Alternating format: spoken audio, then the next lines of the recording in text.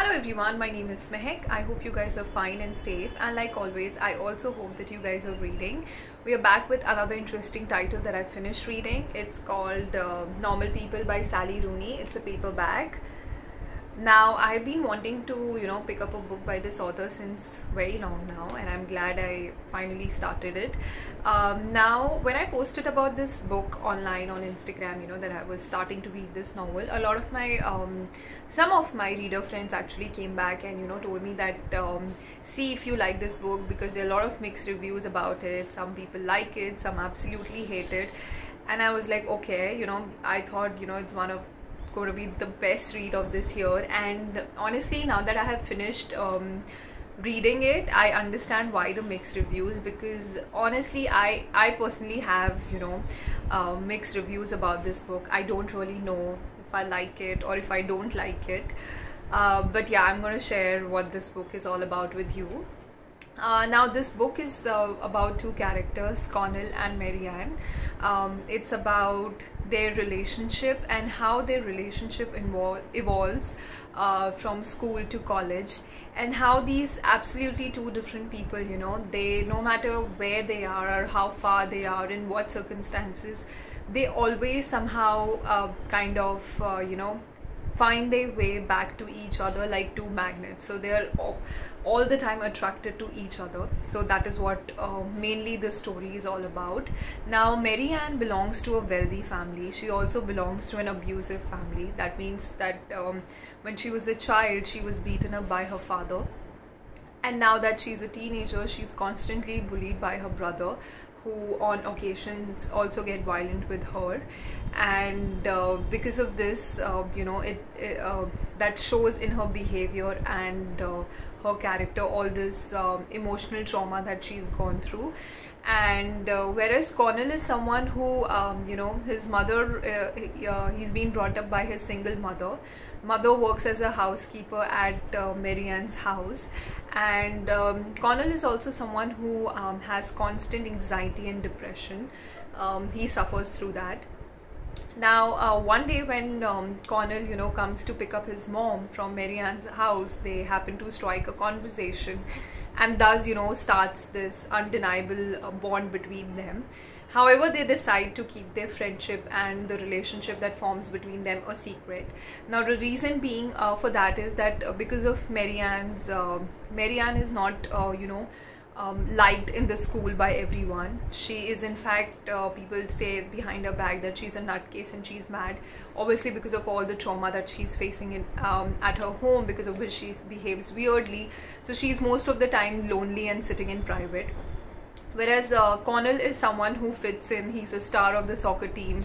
He has famous friends, and he kind of does not want his school friends to know that he's friends with Marianne, because he fears that they might outcast him, which ultimately when you read about it, you feel that he's such a shallow character, because he really likes her and loves her, but he wants to keep her a secret because he feels that his friends are going to disown him. Now 1 year down the line, both of them are studying in the same college, Trinity. Here finally Marianne has found footing for herself. She's practically a social butterfly right now, and she fits in very well. She's in fact very famous and she has friends, whereas Connell is someone who is having a really hard time adjusting and fitting in the Dublin crowd. And in fact, most of the time he's uncertain about things and he's shy. And thereafter, the story basically follows about their relationship and how these two people, like I said, they always find their way to each other, no matter how many. So obviously when they come to Dublin, Trinity College, they have multiple partners and different friend circles, but yet like two magnets, they're attracted to each other every single time. In fact, the good thing is that whenever each one of them have troubles or problems in their life, the other person is always there to pick up the fallen pieces and save the person. So that is always there. And rest of the story is basically about their relationship and their journey from school to college.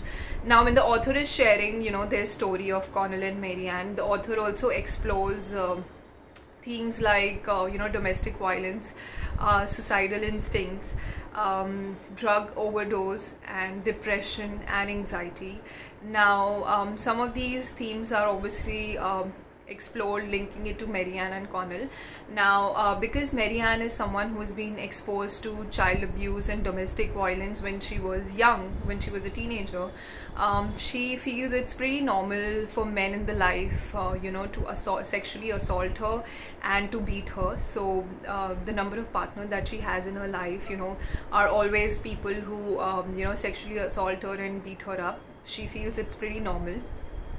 Whereas Connell is someone, who carries his social status, his poor social status as a baggage, and one of his school friend commits suicide. That also he pretty much takes hard upon himself. So he suffers from depression and has serious suicidal instincts. Towards the end, both of them kind of save each other from self-destruction. So this is what the entire story is all about. It's a love story, but it's a very lonely and depressing love story, I would say. In fact, it is really disturbing and unsettling in certain parts. But I have to say that the book provides you with this unfiltered view or truth towards the youth struggles and the experiences that people have, whether it is regards to fitting in a crowd, the different social status in the society, when you go out in a new city, new university, when you're trying to adjust in, or the general youth struggles. The author has given a nice unfiltered view about it. The author has also, I would say, emphasized on that it's okay being weird and we need to normalize it.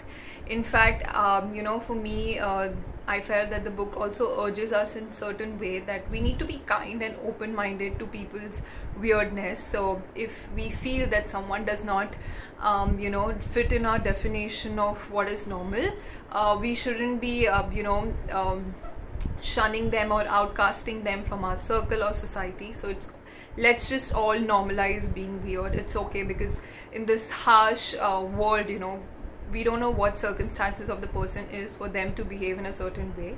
So that is what I would say is the larger takeaway from this book. All in all, I would say it's a definitely thought-provoking read. Like I would say, you may like it, some of you, or you may hate it, but definitely you cannot ignore this book. I mean, it will definitely stay with you. My only problem was that I felt that the characters' growth was missing. Like I felt that towards the end, the characters are going to grow or evolve or transform into something for better. That didn't happen. And also the ending is quite abrupt. Like I felt there were so many things unsaid, which I don't know, was it done purposely by the author, maybe, but I said there were so many things unsaid in the book that I would have really preferred if the author would have answered in the book. But yeah, like I said, a thought-provoking read. So yeah, you might like it or you might hate it. It's on you, but this is what I feel about this book. That's all. I'm going to see you next week with another title. Till then, take care. Bye-bye.